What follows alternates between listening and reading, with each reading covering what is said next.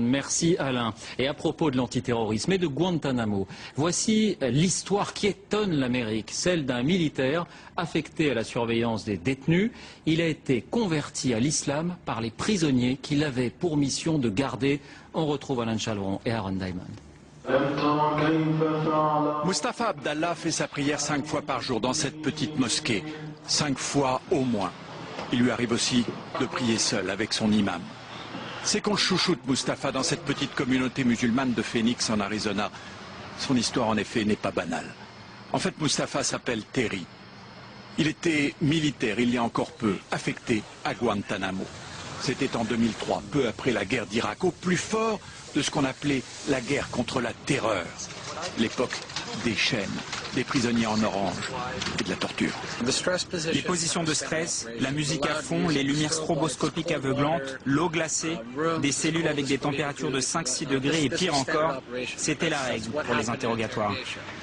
Par compassion et aussi par curiosité pour une autre culture, Terry apprend des rudiments d'arabe et parle avec des détenus, des discussions qui l'interpellent. Ces détenus sont loin de leur famille, loin de leur vie. Ils sont soumis à un environnement épouvantable et pourtant, ils sourient. Et moi, je ne suis pas un détenu, on ne m'a pas privé de ma liberté, mais je ne suis pas heureux. Alors je me suis demandé, mais qu'est-ce qu'ils ont dans leur vie et que je n'ai pas et qui les rend si heureux? Et là, j'ai eu un déclic, c'est l'islam. Une nuit de décembre 2003, après une longue discussion avec le détenu 590, un Marocain surnommé le Général, Terry fait le grand saut. Pendant encore 2-3 heures, il a essayé de me convaincre d'abandonner cette idée de conversion. C'est ce qu'il me disait depuis des semaines. Puis finalement, cette nuit, il m'a dit OK et m'a prononcé la shahada. Son unité reste encore un peu à Guantanamo, puis doit se déployer en Irak.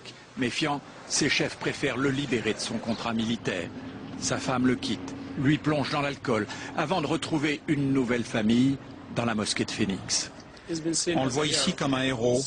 Tout le monde le respecte, tout le monde l'admire pour avoir fait ce choix difficile, d'avoir choisi ce défi. Car pour le public américain, il est un traître, un ennemi. Mais lui tient bon et il se fiche du « qu'en dira-t-on ». Le djihad, la violence, l'intolérance de certains musulmans, Terry Mustapha les balaie d'une pirouette. Nous sommes un pays très peu éduqué. Nous ne savons que très peu de choses sur l'Orient et sur l'islam. Nous ne savons que ce que nous dit la presse et chacun sait qu'on ne peut pas croire ce que les médias disent en Amérique. L'ancien garde de Guantanamo a retrouvé un semblant d'équilibre dans sa nouvelle communauté, convaincu quant à lui qu'on peut être à la fois un bon Américain et un bon musulman.